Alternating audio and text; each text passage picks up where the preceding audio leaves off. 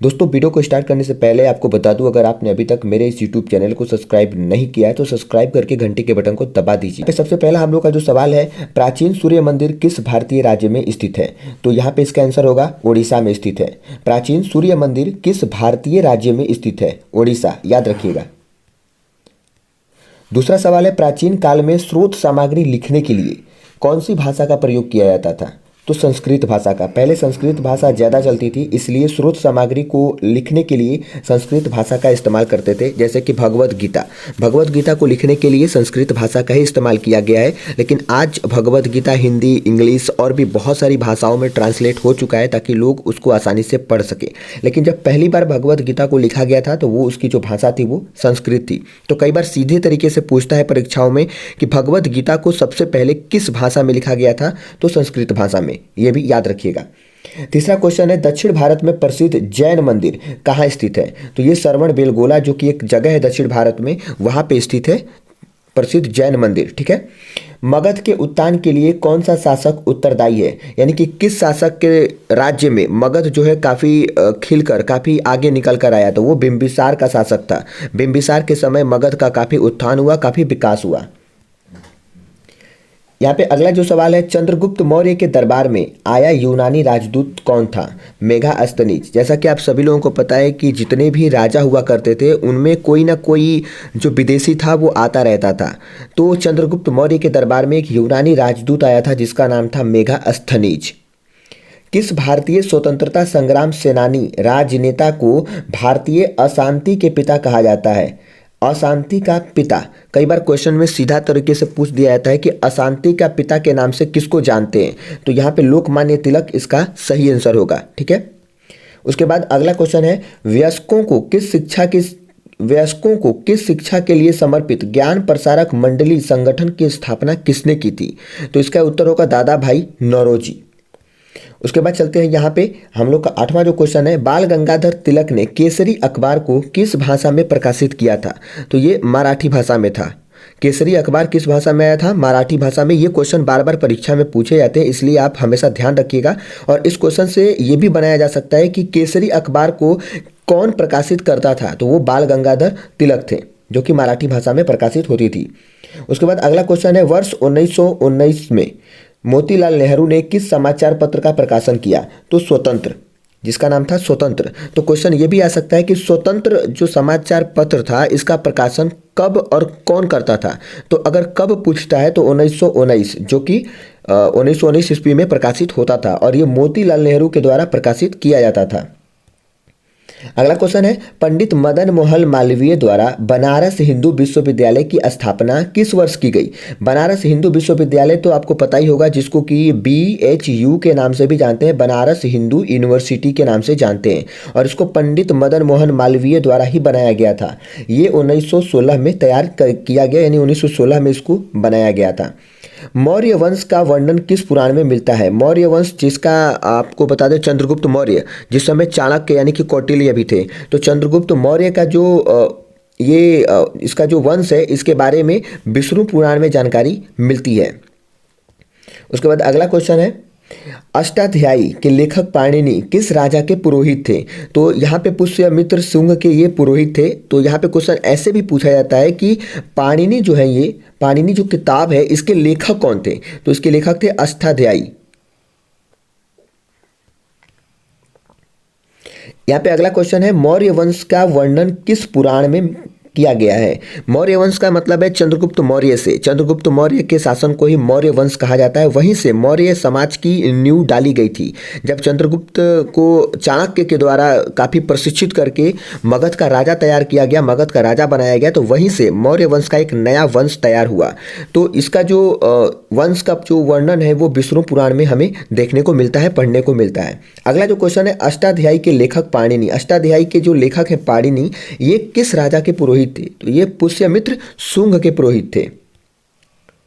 यहाँ पे अगला क्वेश्चन है, सर्वप्रथम भारतवर्ष का जिक्र किस अभिलेख में किया गया है?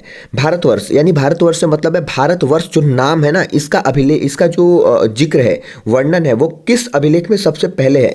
तो ये हाथी गुफा अभिलेख में सबसे पहले किया गया है। आग का आविष्कार पूरा पाषाण काल में हुआ था। कई बार क्वेश्चन आता है कि आग का आविष्कार किस काल में हुआ, तो आपका आंसर होगा पूरा पाषाण काल में। और पहिए का आविष्कार नवपाषाण काल में किया गया था। आग का आविष्कार है वो पूरा पाषाण काल, और पहिए का आविष्कार नवपाषाण काल में किया गया। अगला क्वेश्चन है, झेलम का युद्ध किसके बीच लड़ा गया था? सिकंदर और पोरस के बीच। झेलम का युद्ध किसके बीच लड़ा गया था? सिकंदर और पोरस के बीच लड़ा गया था। ये झेलम नदी के किनारे लड़ा गया था, इसलिए इसको झेलम का युद्ध भी कहते हैं। इस्लामी वास्तुकला का रत्न किसको कहा जाता है? अलाई का दरवाजा। उसके बाद अगला क्वेश्चन है, 1336 ईस्वी में विजयनगर साम्राज्य का जो स्थापना है वो किसने किया था? तो हरिहर एवं बुक्का ने किया था। तो क्वेश्चन यहाँ पे ये भी निकल के आता है कि विजयनगर साम्राज्य की स्थापना कब की गई थी? तो यहाँ पे आप बता सकते हैं 1336 में। अगला क्वेश्चन है, किस राजपूत राजा ने मोहम्मद गौरी को पहली बार हराया था? किस राजपूत राजा ने? यहाँ पे हमेशा ध्यान देना है कि कई बार क्या होता है कि हमें परीक्षाओं में आंसर नहीं आते हैं, तो वहाँ पे हमें 4 ऑप्शन दिए जाते हैं, तो आप अगर क्वेश्चन को अच्छे से पढ़ेंगे ना तो ऑप्शन भी मैच कर जाते हैं। यहाँ पे दिया है राजपूत राजा, तो क्वेश्चन में राजपूत राजा एक ही रहता है, जो ऑप्शन होता है उसमें राजपूत राजा एक ही रहता है, बाकी सब इधर उधर के राजा दिए होते हैं। तो अगर आप थोड़ा सा भी माइंड दौड़ाएंगे तो आप आराम से ऑप्शन को पकड़ सकते हैं। तो यहाँ पे राजपूत राजा, वो कौन सा राजपूत राजा था जिसने मोहम्मद गौरी को पहली बार हरा दिया था? तो उस राजपूत राजा का नाम था बघेल शासक, जो कि भीम द्वितीय के नाम से प्रसिद्ध था। यहाँ पे अगला क्वेश्चन है, बाजार विनियमन प्रणाली किसके द्वारा प्रारंभ किया गया? तो अलाउद्दीन खिलजी के समय बाजार नियंत्रण प्रणाली और बाजार विनियमन प्रणाली को प्रारंभ किया गया था, ताकि बाजार पे अच्छे तरीके से पकड़ बनाया जा सके। अगला क्वेश्चन है, विजयनगर राज्य की स्थापना किस वंश के शासकों द्वारा की गई? तो यहाँ पे लोग बहुत कंफ्यूज हो जाते हैं, बहुत ज़्यादा कंफ्यूज होते हैं। यहाँ पे संगम वंश इसका उत्तर होगा।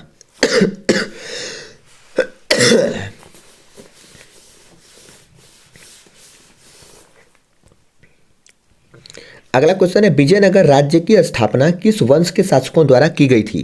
तो यहाँ पे संगम वंश। लेकिन यहाँ पे कंफ्यूजन वाला सवाल ये आता है कि कई बार क्वेश्चन में ये पूछता है कि विजयनगर के महाराज कृष्णदेव राय किस वंश से संबंधित थे? तो वो तुलुव वंश से संबंधित थे। वो जो है वो तुलुव वंश से संबंधित थे। लेकिन यहाँ पे पूछ रहा है कि विजयनगर राज्य की स्थापना किस वंश के शासक द्वारा की गई? तो वो संगम वंश के स्थापना, संगम वंश के वो थे।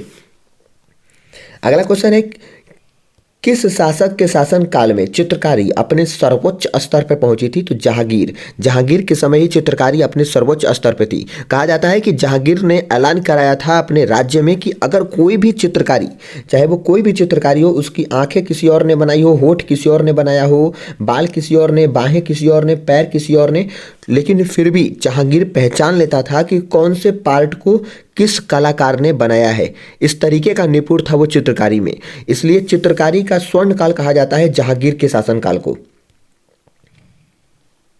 अगला क्वेश्चन है, पेशवाओं के संस्थापक कौन थे? तो बालाजी विश्वनाथ। पेशवाओं के बारे में तो आपको पता ही होगा, जैसे कि शिवाजी और भी बहुत सारे पेशवा थे। जो कि पेशवा मतलब होता है प्रधानमंत्री, जब अष्ट दिग्गज उनके राज्य में हुआ करते थे, पेशवा प्रधानमंत्री के पद को कहते हैं। ठीक है। अगला जो क्वेश्चन है, भारत आने वाला पहला अंग्रेजी जहाज कौन था? तो रेड ड्रैगन। आपको बता दें, ये जो रेड ड्रैगन है ना, ये एक परीक्षा में पूछा जा चुका है बिहार पुलिस के, तो इसलिए आप हमेशा ध्यान रखिएगा कि जो क्वेश्चन आप पढ़ते हैं उन्हीं क्वेश्चंस में से परीक्षा में पूछे जाते हैं। ठीक है। तो रेड ड्रैगन एक ऐसा जहाज है, विदेशी जहाज है, जो कि भारत आने वाला पहला अंग्रेजी जहाज था। चलिए अगले क्वेश्चन की ओर चलते हैं। भक्ति आंदोलन का जन्मदाता किसको माना जाता है? तो रामानुजाचार्य को। ठीक है, रामानुजाचार्य को माना जाता है। आर्य महिला सभा के संस्थापक कौन थी? तो पंडिता रमाबाई थी। केरल में किस प्रकार की मृदा अधिक पाई जाती है? लेटेराइट मृदा।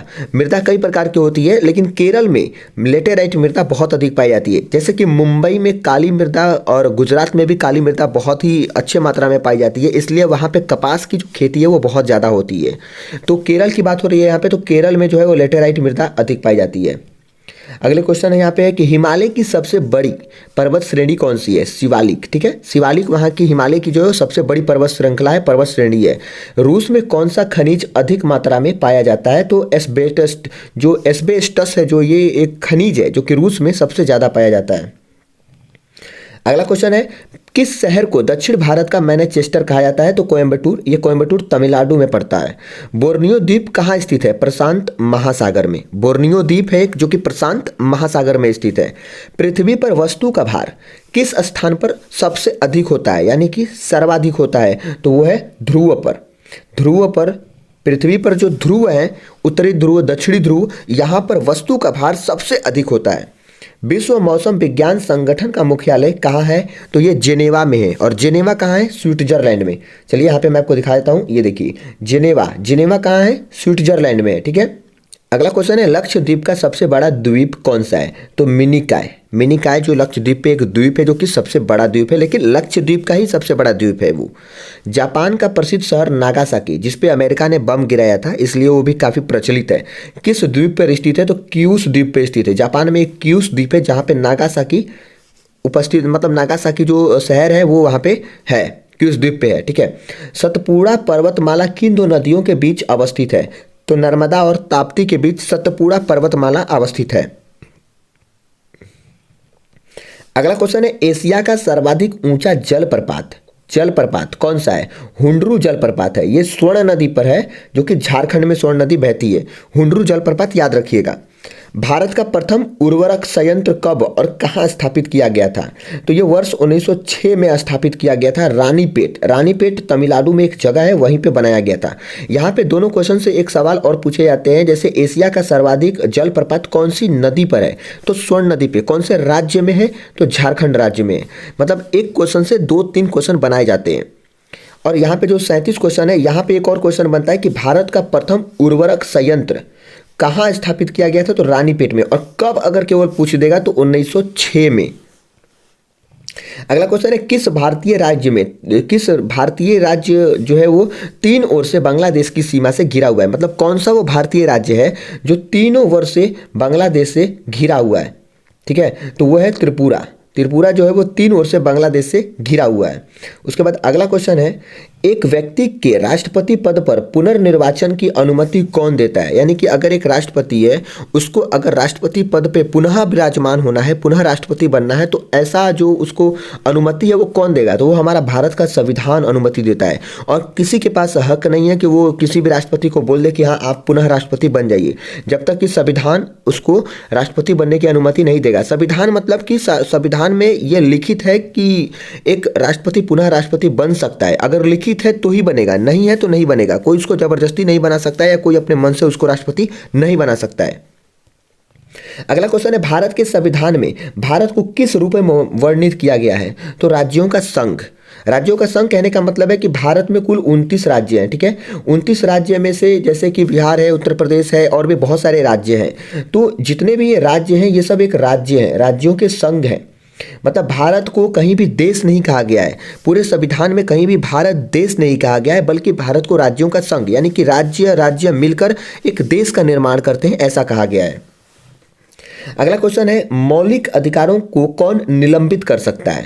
तो राष्ट्रपति मौलिक अधिकारों को निलंबित कर सकता है। ठीक है, यहाँ पे अगला क्वेश्चन है, किस अनुच्छेद के अंतर्गत राष्ट्रपति राष्ट्रीय आपात स्थिति घोषित कर सकता है? अनुच्छेद 352।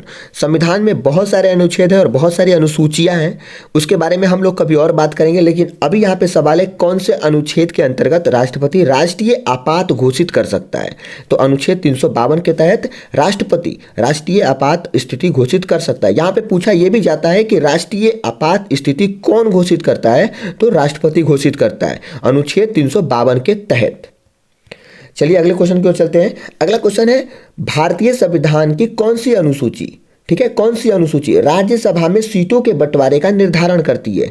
चौथी अनुसूची। ऐसा नहीं है कि आप कोई भी सीट जैसे मन करे वैसे बांट देंगे। संविधान में हर चीज के लिए नियम बनाए गए हैं, तरीके बनाए गए हैं, तो वो सब कुछ कहीं ना कहीं पार्ट बाई पार्ट बांटे गए हैं। तो यहाँ पे चौथी अनुसूची के थ्रू आप राज्यसभा में सीटों का बंटवारा कर सकते हैं। स्वतंत्रता के पश्चात देश में रियासतों की संख्या कितनी थी? 542। ठीक है, स्वतंत्र जब हमारा देश हुआ तो उस समय भारत में रियासतों की संख्या 542 थी। अगला क्वेश्चन है, भारत में पंचायती राज्य व्यवस्था की शुरुआत किस समिति की सिफारिश पे हुई थी? तो बलवंत राय मेहता की समिति की सिफारिश पर भारत में पंचायती राज व्यवस्था की शुरुआत की गई थी। अगला क्वेश्चन है, किस अनुच्छेद को संविधान की आत्मा कहा जाता है? अनुच्छेद 32 को संविधान की आत्मा कहते हैं। किस वर्ष राज्यों को भाषाई आधार पर पुनर्गठित किया गया? 1956 में। 1956 में देश को यानी कि पूरे भारत देश को भाषाओं के आधार पर पुनर्गठित किया गया। पहले भारत देश को भाषाओं के आधार पर गठित नहीं किया गया था। जैसे जैसे सैनिक लड़ते गए और राज्य जीतते गए वैसे वैसे उनको मिलाते गया। जैसे गोवा जीत कर मिला लिया गया, हैदराबाद मिला लिया गया। ऐसे बहुत सारे देश हैं जिनको जीत कर मिला लिया गया पूरे भारत में।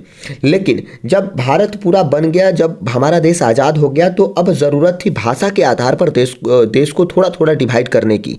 जैसे कि महाराष्ट्र और गुजरात पहले एक थे, ठीक है, लेकिन भाषा के आधार पर मराठी महाराष्ट्र हो गए, गुजराती गुजरात में आ गए। तो इस तरीके से अलग अलग राज्य बनाए गए जो कि 1956 में स्टार्ट हुआ। यानी कि भारत को राज्यों के आधार पर बांटने का जो शुरुआत है वो 1956 में हुआ।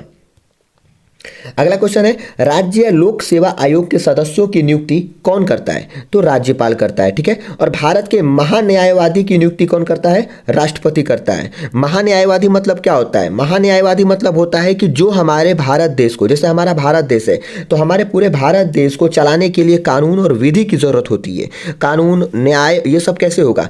तो हमारे जितने भी नेता हैं इनके पास इतनी बुद्धि नहीं होती है, या मतलब इतना ज्ञान नहीं होता है कानून का कि वो लोग भारत की विधि को चला सके, मतलब भारत के कानून को चला सके। अगर किसी भी कानून को पारित करना है, किसी मुद्दे पर सलाह चाहिए, तो हमारे नेता नहीं दे सकते हैं, क्योंकि वो उसके लिए सक्षम नहीं है। आधा से ज़्यादा नेता तो ग्रेजुएट नहीं है, इसलिए उसके लिए सक्षम नहीं है। इसलिए भारत सरकार ने क्या किया है कि इन अनपढ़ नेताओं को, मतलब कि जितने भी नेता हैं जिनके पास अच्छा कानून का सलाह नहीं है और उनको अगर कानून पारित करना है, मतलब कानून को आगे बढ़ाना है या कानून के बारे में कोई सलाह लेनी है, तो उसके लिए महान्यायवादी की नियुक्ति करता है, ताकि वो नेता को सलाह दे सके, सही सलाह दे सके। लेकिन यहाँ पे महान्यायवादी जज नहीं होता है, ये वकील नहीं होता है, ये एक तरह से जज के बराबर पढ़ा हुआ होता है, ठीक है। ये बिल्कुल जज नहीं होता है, लेकिन जज के बराबर की पढ़ाई किया हुआ होता है, इसलिए इसको भारत सरकार नियुक्त करती है। लेकिन महान्यायवादी को, यहाँ पे अगर मान लीजिए ये महान्यायवादी है, तो इसके अंडर में कई लोग और काम करते हैं, क्योंकि पूरे भारत देश की विधि को चलाने के लिए एक महान्यायवादी से काम नहीं चलेगा। इसलिए भारत सरकार ने क्या किया है, महान्यायवादी को एक पावर दे रखा है कि आप अपने अंदर में कुछ लोगों को हायर कर सकते हैं, रख सकते हैं, ताकि वो आपके काम को आसान बना सके। इसलिए इनके नीचे भारत में केवल एक ही महान्यायवादी होता है, ठीक है, दो नहीं हो सकते, एक ही होता है। और महान्यायवादी के अंडर में उन्होंने क्या किया है, महान्यायवादी ने एक सॉलिसिटर जनरल को इसने अपने अंदर लिया हुआ है। अभी के समय में अगर मैं बात करूं भारत का सॉलिसिटर जनरल कौन है, तो तुषार मेहता है, ठीक है। तुषार मेहता अभी के समय में भारत के जो है वो सॉलिसिटर जनरल हैं। तो एक सॉलिसिटर जनरल होता है जो महान्यायवादी के छोटे छोटे काम को कंप्लीट कर देता है, इसके थोड़े से भार को ये अपने ऊपर ले लेता है और काम करता है। सॉलिसिटर जनरल के नीचे भी 4 और लोग होते हैं जो कि इस विधि और न्याय के काम को आगे बढ़ाते हैं। यानी कुल मिला के मैं कहना ये चाहता हूं कि महान्यायवादी एक होता है, सॉलिसिटर जनरल एक होता है, और नीचे 4 लोग और होते हैं जो कि कानून और विधि के रूप में भारत सरकार को सलाह देते हैं। अगला और लास्ट क्वेश्चन है, मानव शरीर में ब्लड बैंक किसको कहते हैं? पलीहा को कहते हैं, ठीक है, पलीहा को हम लोग कहते हैं मानव शरीर में ब्लड बैंक। तो यहाँ पे हमने 50 क्वेश्चन कंप्लीट कर दिए हैं, पूरे के पूरे 50 क्वेश्चन यहाँ पे आप देख सकते हैं। और इन सारे क्वेश्चंस की पीडीएफ आपको नीचे डिस्क्रिप्शन में मिल जाएगी, आप वहाँ से डाउनलोड करके अपनी नोटबुक तैयार कर सकते हैं या आप अपने मोबाइल में रख सकते हैं, ताकि आप उसको बाद में भी पढ़ सकें। दोस्तों यहाँ पे एक बात मैं ज़रूर कहना चाहूँगा, अगर आपने अभी तक मेरे इस यूट्यूब चैनल को सब्सक्राइब नहीं किया तो प्लीज़ सब्सक्राइब ज़रूर कर लीजिएगा। सब्सक्राइब करके घंटी के बटन को भी दबा दीजिए, ताकि हमारी आने वाली नोटिफिकेशन की वीडियो आप तक पहुँच सके। नोटिफिकेशन पहुँच सके मतलब वीडियो की नोटिफिकेशन आप तक पहुंच सके, ठीक है, जो भी है। तो प्लीज सब्सक्राइब जरूर कर दीजिएगा। चैनल का नाम है सरकारी अफसर, और इस चैनल को सब्सक्राइब जरूर करिएगा हर रोज पढ़ने के लिए। गाइस यहाँ पे एक बात और, अगर आप आने वाले किसी टॉपिक पे वीडियो चाहते हैं तो नीचे कमेंट करके बताना मत भूलिएगा, और ये वीडियो आपको कैसा लगा ये भी नीचे कमेंट करके बताना मत भूलिएगा। मैं आपसे मिलूंगा फिर अगली वीडियो में, तब तक के लिए जय हिंद, जय भारत।